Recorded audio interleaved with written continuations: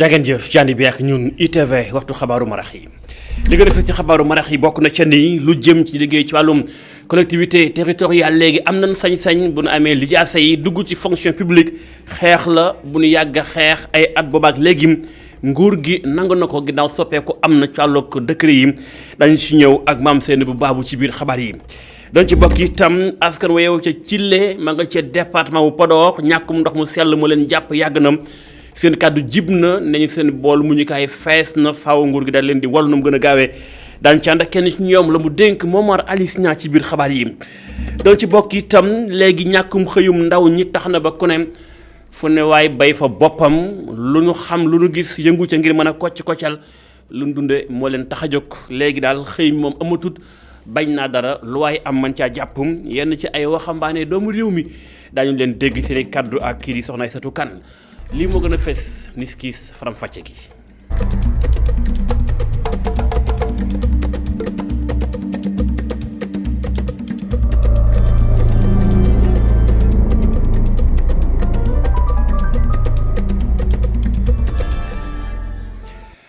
ñu gërëm leen ci ànd beeg ñun ITV faram fàcce xabaaru marax yi di ko tàmbalee ci mbirum yoon Guy Marius Sagna tey ji la taxawoon ci kanamu àttekat bi tribunalum Ndakaaru procureur sàkku na noonu ko daan ñaari at yoo xam ne day tëdd juróom benn weer yi lu ni mel la sàkk moom procureur waaye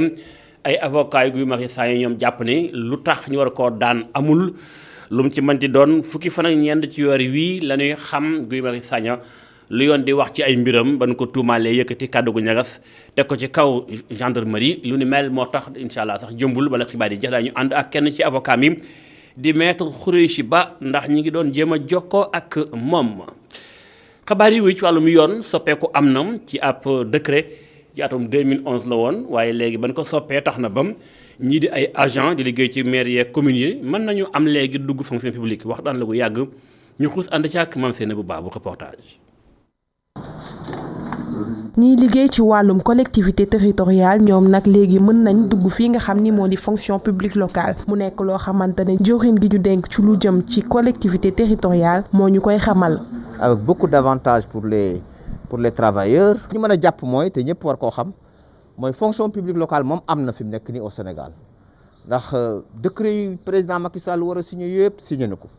pour que mu taxaw wante dafa am ay améliorations yu ñu ci war a indi. amoon na fukki poñ ak ñeent muy feuille de route yoo xam ni révisé nañ ko tey ci conseil supérieur bi nga xam ni moom la ñu woote gis nañ ni am nañ ay avancées significatives yu am solo. lii la nag nekk xeex boo xamante ne intersyndical travailleur bu collectivité territoriale dañ ko yàgg xeex. parce que fii dañu amoon problème diplôme mais njiit réew mi ba mu signé décret bi nga xam ne moom modifié décret bi doon bloqué. ñi amoon ay diplôme war a dugg fonction publique bëgg a ñëw intégré fonction publique te nga nekk ci collectivité locale am ay dijaasa war nga ñëw rapproché wu direction des collectivités locales nga déposé say kayit loolu révolution la ñuy pour ñun parce que loolu xeex nañ ko ay ati at ñu ngi koy soog a am vraiment ñu ngi koy rafetlu bu baax a baax. fukk ak ñaar ci fukk ak ñeent poñ yu feuille de route bu conseil supérieur fonction publique locale jàpp nañ ne indi nañ ci ay saafara mu nekk loo xamante ne président union élus locaux yi moo ngi koy rafetlu. fukki poñ ak ñeent moo ci nekkoon ñu jàpp na yëpp daanaka on a réalisé à 100% tous les autres points ñaar donc moo ci des bon boo xoolee pourcentage bi mooy le basculement de nos agents qui étaient à l'IPRES nan la ñu mën a yóbbu fonds national de retraite. agent wu collectivité territoriale yi nga xamante ne am na yenn lijaasa ñoo ngi leen di wax dépôt yi ñoo ngi koy tàmbali 11 octobre jëm ci 30 novembre 2021. maam seen bu baabu jaje bu fekkente ni ñoom seen naxaru xol faju na ñi ñoom seen naxaru xol la ni sàkkum faju mooy waa Cile ña nga ca diwaanu Podor ñàkkum ndox moo leen jàpp ñoom it yàgg na ñu ngi jooy te naa sotti seen kàddu jib kenn ñoom ñu ko duppee soxna Abu wala sax sëriñ Abouba ak Momar Alice Niang. ñoo ngi ci commune Ndiayène Pendaaw département Podor arrondissement Thillé Boubacar dégg nga baax le ba fi ñuy wax poids Thily ak poids Wuro Siré ak poids Bélooy lekk yëpp poids fete ko bi yëpp maanaam fukki dëkk ak juróom-ñeent la ndoxum taw bii moom naanoon daaw sant yàlla naanaan naa ko ren waaye li gàcce la waaye ci Sénégal émergent deme ni fii 20 kilomètres ngay def aller retour jigéen ñi ñëpp amul ku ci am kawar pël boo mosoon xam day am kawar waaye ñii danoo yéenu ay bidon ba seen bopp yi dafa leel te ñun dañu wax li ñu wax ni léebunu léppoonunu dañu bëgg ni ku fi ñëw nemmeeku est-ce que li ñuy wax dëgg la wala du dëgg am droit am ndox ci suñu droit la bokk ndax ñun élection yi fi am président Macky Sall 100% la ci gagné te kenn waxuñu bismillah kenn dalalu nu jàmm ci Macky Sall kon su fekkee ni ñu toog nañ ba tey ay transhumants yeneen yoo nga xamante ni fu ne def nañu fa ndox fu ne wàcce nañ fa ay forage fu ne def nañ fa ay projet kon ñun bu fekkee ni li ñuy wax ni maanaam lu ñu yelloo la suñu ay àq la ñuy wax 20 kilomètres moo nekk suñu diggante ak Biddi nañ ko vérifier 20 kilomètres moo nekk suñu diggante ak Petit fii ak Béli Gonaadi 18 kilomètres la xammee du la fii 11 kilomètres la. faneen fu am nux mooy fii ci département bu daanaka wes naa ko wax di Kër Massar jàpp kon Géejawaay foofee di fu ni wooyee amoo tefes ay baykatu noor ñoo fa nekkoon ak ay sàmmkat waaye fi ñu toll tembem anam ban leen fa jëlee moo leen metti moo tax seen kàddu jib na ñoom nañu nag préfet da leen singali waaye seen bool mu ñu kaayit ku leen dimbali ñu jël ndax dañoo sonn tayim ñu xuus ànd faak mu Lamine Fati.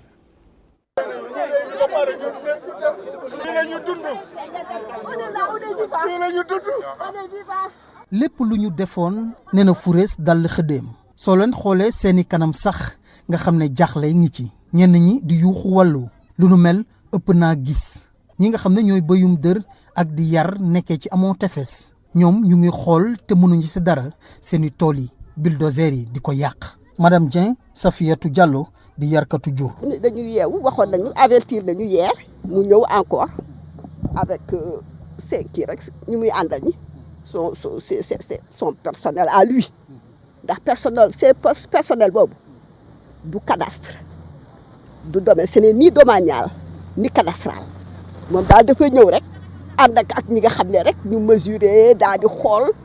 waaw def lu leen neex lii rek daal di def à exécution man daal lu ma metti mooy lu ñu bàyyeeg moom rek ñu bàyyi ñu rek ci loxoom mu ñuy def lu ñu neex. gannaaw bu ñu amee jafe-jafe yi la kuréel gi ëmb béykatu dër yi ak yarkatu jur yi nekkee ci amoo tefes bind nañu ay bataaxal yuuxu fu ñu war a yuuxoo ci kilifa yi waaye ba tey jile amuñu benn tontu jóge ci kilifa yooyu la. woo nañu président de la république woo ministre de l'intérieur woo le gouverneur de Dakar woo Aliou Sall à l'aide maire de notre ville kenn tontu tey ji dañu bàyyi ci coobare benn doomu aadama qui fait la pluie et le beau temps lu ko neex def ci Géejawaay muy préfet. tey jilee ak xol bu naqari la ñi nga xam ne ñooy bëyum dër ak yarum jur nekkee ci amoo tefes di yuuxu rek nañu fi jëlee ki nga xam ne mooy préfet bu Géejawaay ndax sonal na leen. dañu bëgg mu jóge fi ndax daf ko def d'une manière très façon bu ñaaw la ko defoon ci magistrat yi da fi jóge loolu la ñuy demandé na fi jóge préfet bi moom lu ñu bëgg ñu tàqali ñu ak moom indi ñi nga xamee ne dañu am le sens de l'humain ak ñi nga xam ne daañu xam ëdd doomu aadama ak ñàkk doomu aadama. mbir bu nga xam ne waroon nañ ko mën a saafara te coow du jub ci ay yuuxu ak pëccëxoo la mujjee jeexee ñi nga xam ne ñooy bëyum dër ak yarum jur nekkee ci amoo tefes te kenn faalewu leen bàyyi leen ak préfet bu Géejawaay mu leen di def nu ko neex ñoom fu mu toll nii seeni rongoñ rek leen dese si seeni mettit gile Géejawaay Mamadou Lamine Fati et rajo. Mouhamadou Lamine Fati rédaction bu ITV ubbil nay buntam kilifa gin tudd ci wàllu gulu mel ngi kon kàddoom jib ca na mu gën a yaatu lim ngi tëdd njaaxaan naa ci boobu lépp xibaar yi wéy gàmmoo Tiwaawoon ren ji nañ ko defoon daaw lay amewaat maanaam du ñu woo mbooloo mu sakkan ñu fay dajaloo mbas mi moo ko sookeem xalifa ba Serigne Babacar Sy Mansour ñu yor kàddoom yëkkati kàddu sàng wax ni nin ko bëgg a defe mooy mbooloo mi ku ci ne fa nga nekk na nga ko fa defee ndax bëggul indi fa mbooloo mu sakkan feebar bi di fa aw di law ñu yor kaddu bokk na ca Serigne Habib Sy ibnu Serigne Mansour Sy borom daara ji kàddoom jib na ci TV. xalif général des Tidianes Serigne Babacar Sy Mansour li nga xam ni waxtaane na ko ak njabootu Cheikh Al Hadj Malick dajale it na ñi nga xamante ni ñoo koy conseil ci wàllu santé laaj leen fu réew mi toll nu wax ko fi réew mi toll ci feebar bi nga xamante ni nu nga ko xamee ci turu Covid-19 nu wax ko ni situation bi toll ci réew mi ñeewantam ci njaboot may ko mu xam ni woote fi woote bi nga xamante ni maamam ci Alxaaji Malick Sy moom la daan woote fii ci Tiwaawan ñëpp daw fekk si ko fi dana doon woote boo xamante ni buñ ko wootee loraange dal fi kenn rek responsabilité la boo xamante ni moom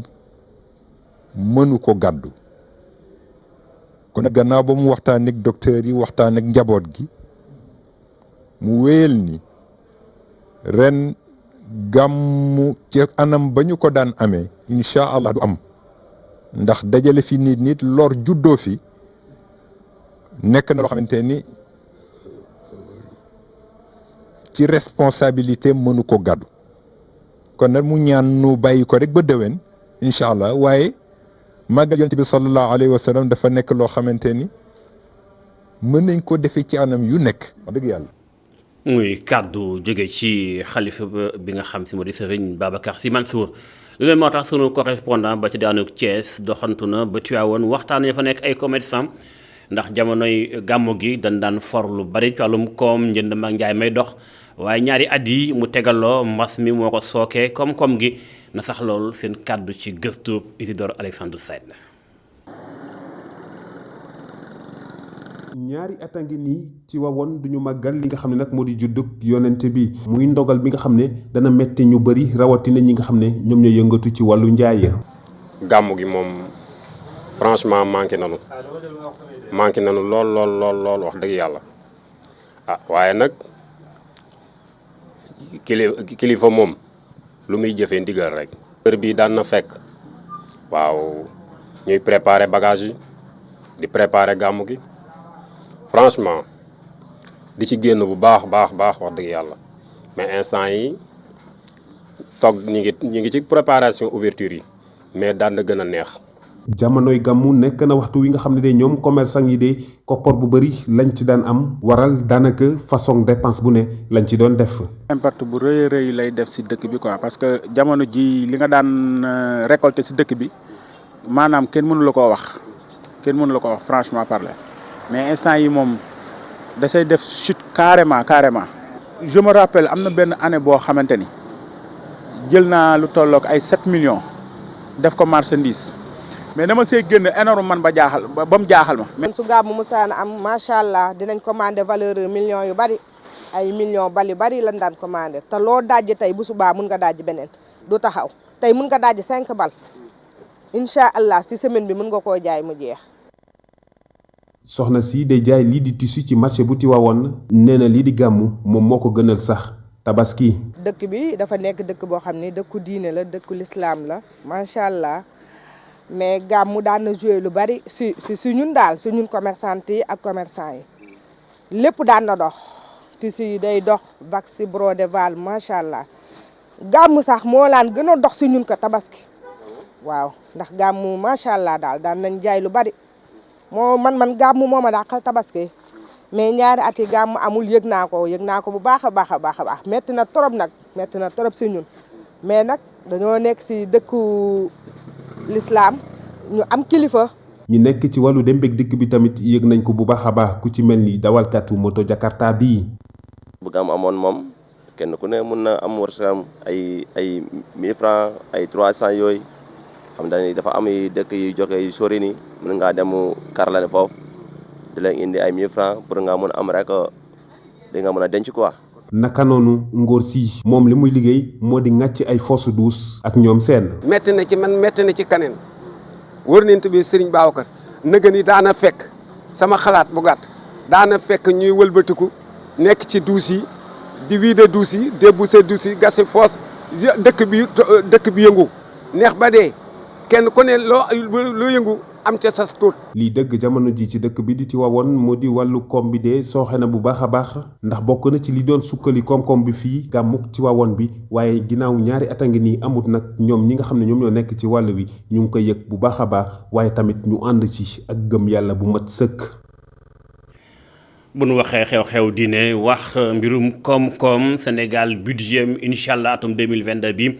dana ëpp juróomi junni ci ay milliards kon yokk lañ ca nemmeeku borom xam-xam ci wàllum koom di Amadou Ngom becc xalaatam ni budget bi faaw mu méngoo ak jamono waaye itam jamono gi nekk jamonoy mbas mi la faaw mu am fu ñu ko orienté jëm ci wàllum programme mu nekkoon tey ji ganu kenn waas kenn El Hadji Malick Cissé ñu teewlu ko. jàngat bi ma see am mooy loo xamante ne kat c'est soutenable maanaam bettuñu ba pare aussi mën nañu ne état bi mën na ko réaliser société ni budget bi di évoluer tëbul tëb rek dal foofu croissance bu rythme la daal société mu ngi soog a doublé wu depuis 10 ans gis nañ yeneen dëkk yoo xamante ne doublé nañ au bout de 5 ans bon fi mu nekk nii mën nañ ne c'est réaliste en attendant ñu xool parce que budget société caractère am c'est prévisionnel. répartition bi société ba seet aspect social bi maanaam budget de fonctionnement bi pour sécuriser ak yooyu yëpp parce que suñ ne njàng ak métier ndaw yi moo tax société leneen lépp am na partie boo xamante ne pour apaiser tension yi la li ñu si def bari na mais su dee aussi dafay jur ne jàmm lañ si wut ak aussi ñenn ñi nga xamante ne dañ leen di wàññil seen coono ndóol beeg affaire yooyu yëpp mën nañ ne daal pour l'instant mën nañ si jàppandigum mais da di loo xam ne warul woy budget programme nañu wax mu tekki lan. mu tekki ne léegi fi mu nekk ni doxalin bi neneen la léegi soo voté nangam dinañ la mën a contrôler bu baax ba pare dinañ seet sa efficacité loolu daal jàngat la boo xamante ne budget programme comme niñ koy kiyee budget la boo xam ne budget de développement la dans la mesure où dañ ko établir sur le long terme même. muy waxtaanee mbirum koom ci leen des ba tey ndax bu ñu waxee koom xëyum ndaw ñi faaw ñu wax formation professionnelle ONFP mi ñu dénk ko wàllu gu ni mel ak i partenaire am nar a def wenn say lëkkaloom gën a tàggat ndaw ñi ban gën a xarañ liggéey bi daal di gën a mën a gaaw ñu boole seeni doole xaaj ndoo dóorandoom ba noppee ndajem ëngëm la mën woote woon Innocence Ntap Ndiaye kàddoom jot naa ji bëgg mun tagaakat ñu teewlu ko. liggéeykat bi day liggéey c'est vrai ñu koy fay mais bu nekkul ci cadre boo xam ne dafa sécurisant pour moom ñaxtu yi dañuy bëri te loolu aussi day tax koom-koom bi du ñëw c'est benn kii la rek communicant base communicant la dafa am ay couloir donc loolu la ñu ne dialogue social dafa nekk benn levier boo xam ne buñ ko mettre en œuvre loolu yëpp mën na ko faj looloo tax ñu tase fii ak employeurs yi tase fii ak travailleurs yi gis nga Abdelkader Ndiaye nekk fii nekkal fii employeurs yi. soxna Aïssatou Kane moom la ñuy àndal waaye kooku di Innocence Ntap Ndiaye moo jiite kuréel gi du PO conseil du dialogue social dox dal ak jàmm moo ko tax a jóg kàddoondoom jipp ci daanu ko Mbuur ndajem ëngam loo ngir formation professionnelle gën a tegu ci yoon jéggulu ca na mbir ya demee lañ di ko incha allah ca na mu gën a yattoo waaye ndaw yi moom xaaruñu formation ñenn ci ñoom ñi ngi koccal lu waaye mën a def yaa ngi koy def jamono laaju toog xam nañu ko soxla yi du xaar moo taxit fu waay mën a bay boppam mën ko fay bay ngir mën a am lu mu yóbbul njabootam ñu xuus ñenn ci ñoom ak gëstub Aïssatou Kane. Rond-point Sam Khadim Touré fukk juróom-ñeent at nanguwul yëkkati kàddoom. élève moom dafa mën a kaaj élève moromu élève am des fois bu ñu la gisee si yenn yi ngay def yenn yi dañ lay bëgg ma ñu may sauver ko waaw xam nga. moom mii jóge Kaolack daa ñëw vacances Dakar Khadim di ñu xamal ni amul kersa si liggéeyam. donc fierté la si man sax waaw xam nga parce que dama koy sant yàlla parce que bëri na ay kii yoo xamante ni tey bu ma neexoon toog suñu kër ba école tijjee sama fermeture sama lépp sama inscription lépp day mat mais lii dama ko def pour xam àdduna rek. soxna yi ay jaaykat lañu kenn ci ñoom nekk ci néegu sëy jàpp ni lu weesu jaay sa bopp benn liggéey doya diwul. li may conseillé xale yu jigéen ñi mooy ñu buñ xeeb benn liggéey ndax ins bi ñu nekk dëkk bi dafa metti ñëpp xam nañ ko parents yi bëgg nañ ñoo defal mais seen loxo jotu seen ginnaaw liñ mën lépp mënuñu koo def kon nit liggéey boo xam ne boo ci duggee di nga ci gis sa bopp di nga ci mën a faj say soxla man yaakaar naa ne waroo ko xeeb. jaaykatu dàll bi jëmam bàyyiloo ñu xel ci lu muy def Abdourahmane jàmm génn ci Kambaaw luy jugee fajar bu ne liggéeyam bu sañoon mu am lu ko gën. jàng naa ba entrée sixième mais comme ni ma la ko waxee neexul ci xol nga jàng ba yenn niveau yi comprendre nga déposé gisoo occasion waaw bon sañoon du ma ko def moom dëgg fa ne yàlla ma tukki ko samay morom wala ma liggéey ci ay entreprise may fayeku sax ay fin de mois lu mot ay 100 000 wala 60 000 mais tamit na góor doo yaakaar ci kenn c'est sa doole kese nga yaakaar. damay mer nag parce que yenn saa yi ma xëy am ku ñëw laal daal di ba nga yaakaar day jënd mooy la maa ngi ñëw nga xaar ko ba sonn du ñëw. amul liggéey bu doyati léebu gi mel ni dugg na bu baax ci nopp ndaw yi. Aïssatou Kane jaajëf ndax Sénégal macha allah dafa am ndaw ANSD ñu xamal ni téeméer boo jël ci population bu Sénégal juróom-ñaar fukk ba ay ndaw lañu lu ni mel sax ministère bi dinañ ko wàllu ndaw ñi xam na ko am na koppar gu mu takk teg mat na juróom fukk ci ay millions de francs CFA lu mu néew lu ñu ci bëgg mooy dimbalee ko ndaw ñi ci wàllum seenu tàggatu ak fexe ba xëy war a mën a sotti waaye itam gunge association yenn yi ci loolu waxtaan am na gu yaatu bu ñu doon waxtaanee wàllu gu ni mel ci teewaayu Abdourahmane Ly. koppar gi mën nañu ko yokk bés bi nga xamante ni yegg nañu ci jubluwaay yi juróom-ñaar fukk ak juróomi kuréelu ndaw ku ci nekk jot ci ab subvention bu toll ci 650 000 francs CFA lépp ñu xayma ko ci lu jege kon juróom fukki millions ci suñu koppar ngir jàppale leen ci ay yëngu-yëngu yoo nga xamante ni ku ci nekk mën nga see gis sa bopp. loolu buñ ko defee dañuy ñaan tamit ndaw ñi ci li nga xamante ni moom nañuy yëngu mu gën a amal utilité askan bi gën a amal utilité seen moromi ndaw ñi. mu nekk ay moyens de sensibilisation mu nekk ay moyens yi nga xamante ni day gën a renforcer li ñuy wax civisme citoyenneté am na ko fi njëkk a wax sànq li mu wax am na solo xaalis bi du pour organiser ay bal ak ay cocktail xam naa ni sax am ngeen conscience boobu bu baax a baax jarul ñu leen koy wax mais fàttali la rek. ngir jéem a fexe suqali goxam kuréelu ndaw bi ñuy wax ànd suqali suñu koñ bu nekkee ca Guinguinéo taxaw na temb. Ça nous permet de bien organiser nos différentes activités. dinañu may ñu mën a ñoŋal suñuy yëngu-yëngu ci bépp fànn nag ay set setal ci hôpitaux yi place publique yi jàkk yeeg fépp financement bi nag xam nañu ni joxuñu ñu ko ngir ñu organiser ay fête ci njeexte at gi wante ngir jéem a suqali suñu gox la. mais plutôt pour le développement de notre cité. muy dëkk bu jëriñoo ci taxawu Croix-Rouge sénégalaise ngir jëm ci suqaliku bu ñu namm njiitu réew mi Macky Sall ci boppam ci conseil des ministres bu ñu génn moo nangu njëriñu Croix-Rouge ci réew mi rawatina ci lëkkaloowam ak nguur gi ci wàllu yu bëri gannaaw ab subvention bu tukkee ci moom njiitu réew mi dañu xayma ko ci lu toll ci téeméeri millions ci suñu koppar jotaat nañu tey ji koppar bu jugee ci makkaanu jëwriñ bu ñu dénk wàllum ndaw ñi ngir jaajëfal leen ci seen taxawaay. bu ñuy jël ndaw yi di leen yóbbu ay camp ñuy defaraat école yi mbaa ñuy defar di sensibiliser di bale di mbedd yi di fomp il faut que ñu leen di transporter il faut que ñu leen jox ñu naan ñu lekk tout ça et loolu dafa xaalis boobu fekkee da nga am ay 10 000 ndaw mbaa 20 000 ndaw dafa cher dafa métti et souvent suñu organisation yi amuñu doole amuñu xaalis boobu pour def liggéey boobu moo tax bu lay ministère bi ñëwee jël somme bi jox ñu ko daf ñuy gën a dimbali nga xam ne ni ñu régler problème yooyu quoi. rappeur bi di Matador moo fi teewal waa culture urbaine ñoom it ñu jot ci seen chèque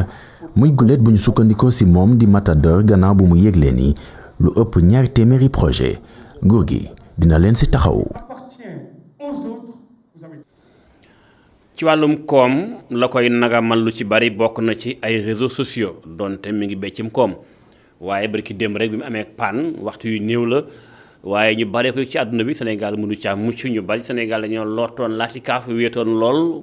ndax léegi dafa doon jëmtukaay la bopp dañoo dem dañ caa sëgiñ mënta ñàkk ci ñun. kii di Abdoulaye Cissé di jàngat wàllu guddeemel xarala yu yees yi moom sax directeur la ci kuréel goo xam te ne bi lépp li mbirum informatique da koy topp ci fi nga xam ci biir Sénégal nee na dafa jot Sénégal soppi doxin ba lépp luy tax ba ni nu lënkoo ak mbirum internet bi ñu mën koo wàññi tey moo nekkoon ganook matinal i rajo ak Alassane Samba Diop. tey fi mu toll nii plateforme yi effectivement dañ ko doon utiliser tous les jours mais bi ñu xëyee mu taxaw. dëkk on sait dañu toog ba si ak ñu ne ah mais kon lii njëriñ bi ñun place bii la amoon ci suñu dund donc tey question bi ñu war a mën a poser wu mooy comment dirais-je ñun nan lañ mën a def aussi ba nga xamante ni loolu noonu mën nañ koo amal suñu bopp te duñu ko jéegaani bitim réew donc c'est extrêmement important mais loolu ay question yoo nga xamante la de stratégie ak question yoo nga xamante ni yu concerné ay secteurs yu bari c'est pas du question technologie kese parce que tey am na ay jeunes yoo xam ne dañuy nekk ci réew mi ñu ngi jéem a développer ay affaires di jéem a développer ay plateformes di jéem a defar ay plateformes yu mel ni WhatsApp yu mel ni Facebook donc defar ko du defar bi moo jafe mais li jafe mooy noo koy tegee ci loxo nit ñi ak nit ñi nuñ koy exploiter ak yow aussi nan ngay mën a def pour loolu mën a rentable donc question yooyu daal la ñu war a poser. mu doon kàddu yu yaatu jëm ci mbirum xale yu yees yi ñu daal di songu tàggat yaram xam ngeen ni Sénégal mi ngi waajal ci samedi ji kon jonganteem ak Namibie lay doon ci diwaanu ko Thiès lay xewee Sat la Dior waaye jàppale ni boobu lépp jongante dana doon lu am solo ndax it gan gi du ñeexu ñebe aussi gan gi du ñeexu ñebe ndax ñetteel bi journée la ci 3e li nga xam mooy kon journée bi jëm ci mondial éliminatoire yi jëm ci mondial 2022 Qatar moo koy woote waaye jàppale ni lu bon am na nu kaaf doxe ndax match bi dana am ñu koy seetaan lu néew dana mat ñaari junni ci ay supporters yi war a dem xool li nga xam jogante bi tàmbali na sax jaay li nga xam si moo di ticket yi ci alxames ji jëm ëllëg incha allah jogante bi nag mi ngi war a am bu 19h jotee doon ca Sala jox foofee sax da ngeen ko am incha allah en direct ci seen rajo bi nga xam si moom ngeen taamu muy becc ci lépp lu jëm ci wàllum sport ba tey sport duñ ko bàyyeegun ndax xam ngeen ni kii di Namibie bi moom dafa nekk jàmbaar ci xeex bi ndax lu bon jël na 2e place bi ci groupe H bi kon jàmbaar la dafa demoon ca Togo capital ba Lomé daal di fay amuk ndam ci kanamu togolais yi day wane waat ni kon dëgg-dëgg am na taxawaay bu nu am lu ni mel sax moo tax ñoom fédération bu football bi ak équipe bi xam na ni kon match bi dañ ko bëgg a séentu muy yomb waaye daañu ko jox gëdd ga ca war ndax mënta doon lu ñuy yombal jeexale ko ak sunu gaynde yi xam ngeen ni kii di Kalidou Koulibaly bokk na ci gaynde yu Sénégal bu ñu jëlee clubam ba ca Italie di Naples fi ñu toll nii moo jël premier bi maanaam raw gàddu ga moo ko jël moo jiitoogun ca Série A ba foofem te nag loolu bu amee Koulibaly def na ci liggéey bu am solo kooku nga xam tey jii mi ngi ci défense bu Sénégal nekk ci dëgg-dëgg jàmbaar ci wàllu gu ni mel kon day wane wàññi dëgg-dëgg daañu def kem kattan tamit ci liggéey bi ba équipe bu Sénégal wane boppam di fàttaliwaat ni Namibie yàgg na doon équipe bu Sénégal di giseel ci mbirum éliminatoire bu ngeen fàttali ko ci atum 2002 foofee sax bokk na ca fa El Hadj Ousseynou Diouf doon wane boppam bu baax a baax ca jamono yooyu leen ñu daal di tëj mbirum sport del si wàcc ci mbirum yoon ju ñu naa ko sànq ci bopp xibaar yi maître Khoureyssi Ba kenn la ci avocat yi layel Guy Marius Sagna ginnaaw li procureur sàkku ñaari at mu tëdd juróom-benn weer yi ci tuuma jëm ci ñàkk worma gendarmerie bu Sénégal maître Khoureyssi Ba jokko sànq ak ITV. ñun de dégg nañu procureur li mu wax waaye tontu nañ ko aussi nee nañ dafa juum parce que mënul demander ñu. sax déclaré Guy Marius Sagna maanaam coupable parce que deful li nga xam ni war nañ ko mën déclaré coupable ndax moo def lii ci ndoddam parce que déjà li ñuy wax diffusion de fausse nouvelle mooy nga génnee ay mbir yi nga xam ni ay wax yi nga xam ni garaaw bi nga xam ni day indi jeexi jaaxaa ci corps bi te ici day fekk corps bi nekk institution maanaam corps yi gën a ràññeeku ci dëkk bi or loolu amul parce que Guy Marius Sagna li ñu koy reproché benn post la maanaam ci Facebook benn post bu muy bind ni vraiment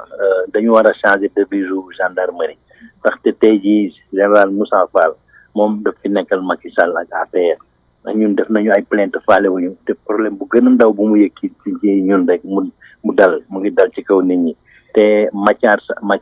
Fall bu nekk force armée bi nekk Matam Agnam te bindoon mbir mi mu koy jàppale loolu rek la bindoon ndax dafa amoon ay problème foofu ci gendarmerie bi Agnam ñu gis ni Farba bu Agnam maire bi di géwalu président de la république gendarme fa nekk dañ ko ragal presque ci loxoom la ñuy nekkee lu muy dogal rek loolu mooy am foofu. maître Khoureyssi Ba kenn ci avocat yi layel Guy Marius Sagna incha allah fukki fan ak ñeent ci weer wi la ëttu attekaay bi di yëy di yàbbi di xam ana yan daan ndax day topp procureur ci bëgg-bëggam am déet dañu toppaat yooyu mbir incha allah ca na mu gën a yaatoom yegg nañ ci gëstu bis bi reportage bi tey ñu nga jëm ca delta du Saloum ànd ak Pape Ibrahima Ndiaye foofee jëmbatum garab bokk na ca jubbantiwaat di nga xamoo di Magrove bi ba mu gën a naat dañ caa ànd ak seeni partenaire kii di Pape Ibrahima Ndiaye jot na tëmb xuus am lu mu ñu jox ñu teewlu ko.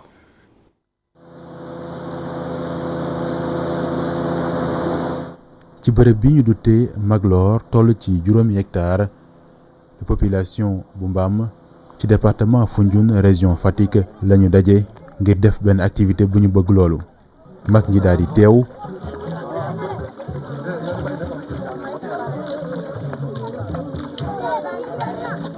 dar ñi nga xam ne ñooy gone yi ngir jàppale leen bu baax ñu mën a reboiser ay mangrove lii nag yombul waaye ñu koy def bëgg ko loolu léegi boo deful nànk nga mën cee am ay jafe-jafe.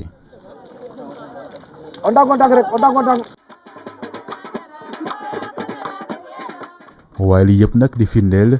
cawarte yi nga xam ne ndaw ñi am nañ ko ci projet bi ñu tuddee projet initiative pêche côtière Afrique de l'Ouest. situation boobu métti woon na lool parce que da ngay ñëw géej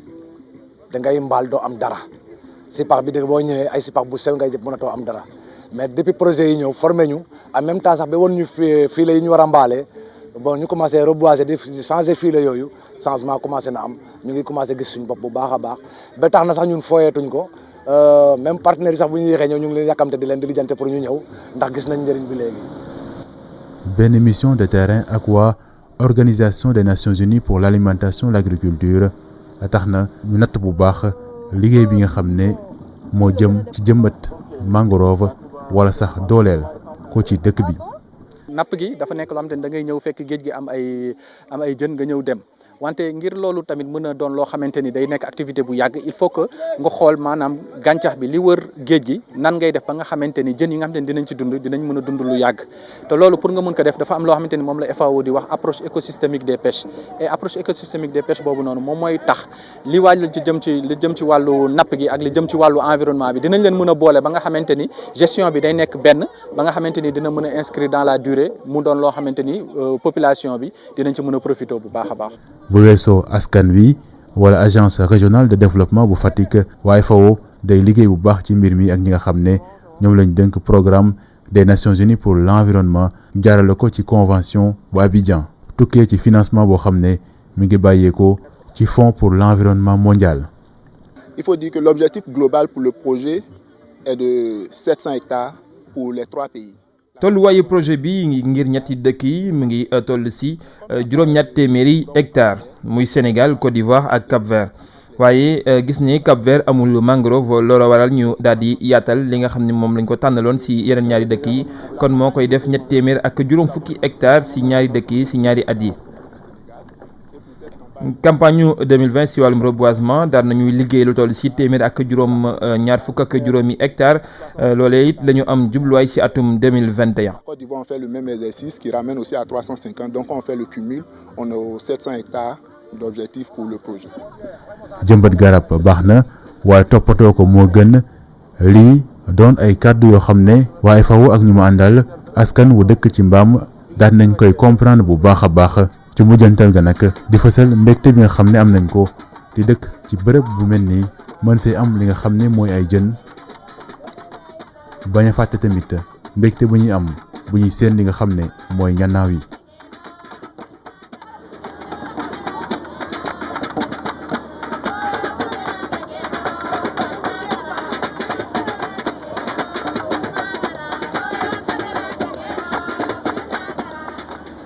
Pape Ibrahima Ndiaye jaajëf waaye itam gërëm leen ci ànd beeg ñun ñaanoon ak yéen ci seen télévision ITV xabaaru maraax yi fi woon ko daal di tënk sant leen gërëm leen bàyyi leen nag programme bi mu wéy la total bloc d'information bi Cheikh Hasana Fall ak ganam mu doxal ba ci kanam jaa ngeen jëf.